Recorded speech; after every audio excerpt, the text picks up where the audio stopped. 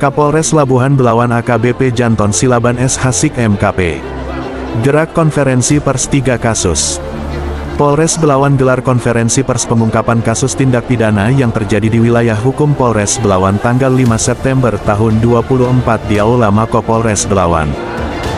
Konferensi pers yang dipimpin oleh Kapolres Belawan kali ini memaparkan pengungkapan kasus tindak pidana kasus pembunuhan berencana, tawuran remaja dan kasus tindak pidana penipuan dan penggelapan perjalanan umroh. Dalam paparan pertama Kapolres Belawan menerangkan kasus tawuran remaja dan berhasil mengamankan senjata tajam 2 bilah celurit dari seorang remaja AF 18 tahun. AKBP Janton Silaban menerangkan penangkapan remaja ini berawal saat petugas yang sedang berpatroli mendapati sekumpulan remaja sedang berkumpul yang diduga hendak tawuran. Salah satu personil melakukan interogasi kepada remaja tersebut. Dalam pengakuannya remaja tersebut mengaku membawa senjata tajam untuk berjaga-jaga karena menurut informasi kampung mereka akan ada penyerangan. Dalam pengungkapan kasus kedua yaitu kasus tindak pidana pembunuhan berencana dengan korban laki-laki yaitu SS 52 tahun dengan pelaku pembunuhan RF 23 tahun.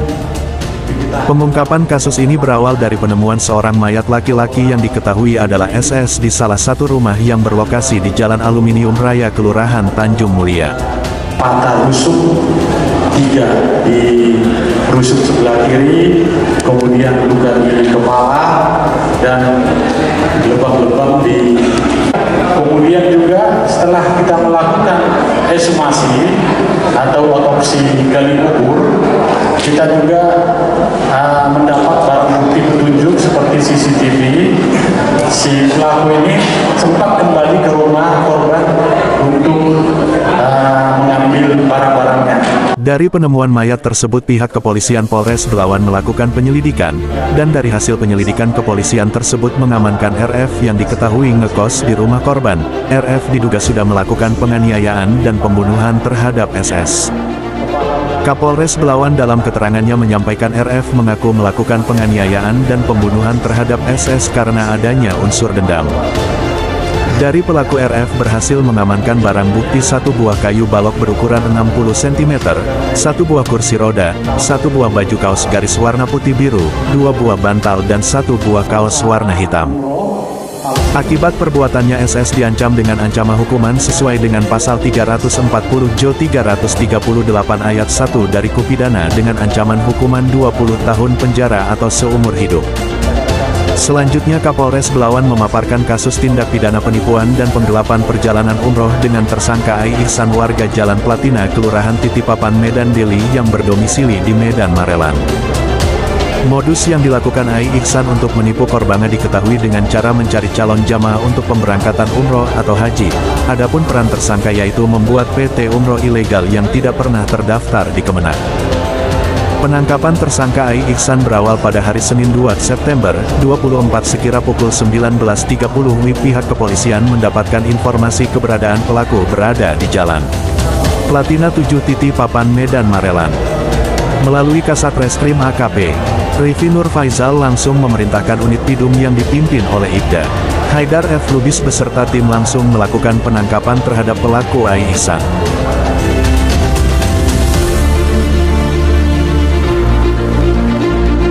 Dari penangkapan Ai Ihsan pihak kepolisian berhasil mengamankan barang bukti 1 berkas pernyataan dan perjanjian antara Al Ihsan dengan Nurjanah Tanjung Iskandar Siregar, 10 bukti kwitansi pembayaran umroh kepada Ai Ihsan selaku pemilik PT Darul Ihsan Travel, 1 lembar cetakan flyer brosur PT Darul Ihsan Travel.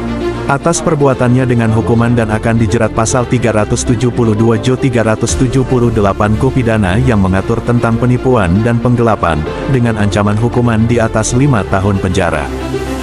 Kapolres Pelabuhan Belawan, AKBP Janton Silaban, menegaskan bahwa pengungkapan kasus ini adalah bukti nyata komitmen Polres Pelabuhan Belawan dalam menegakkan hukum dan menjaga keamanan wilayahnya.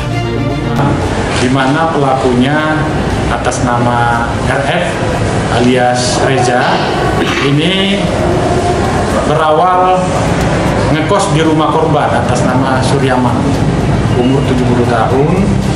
Kemudian kurang lebih 6 bulan sudah ngekos di rumah korban.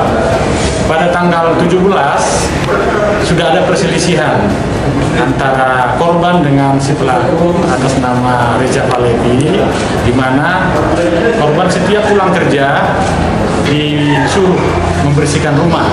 Namun si pelaku merasa keberatan karena dia sudah membayar uang kos, namun dia disuruh-suruh. Alasan dia tidak mau karena dia capek habis kerja dari PT Musimas. Puncaknya pada tanggal 17 Agustus kemarin, Juli ya, 17 Juli kemarin sempat terjadi perselisihan, yaitu debat mulut. Kami tidak akan pernah membiarkan kasus-kasus kejahatan seperti ini lolos tanpa diungkap. Kami akan terus bekerja keras untuk memberikan rasa aman kepada masyarakat, tegasnya. Sehingga ada 3 yang sudah menjadi korban dengan kerugian 95 juta, di mana uang sudah diterima oleh si pelaku dan dijanjikan pada tahun 2023 bulan Maret akan berangkat umroh.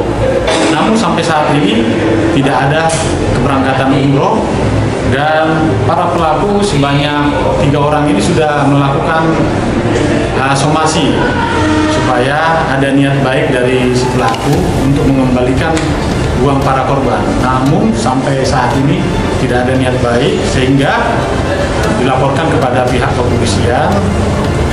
Dari hasil laporan para korban inilah kita melakukan tindakan. Nortiana Manalu melaporkan.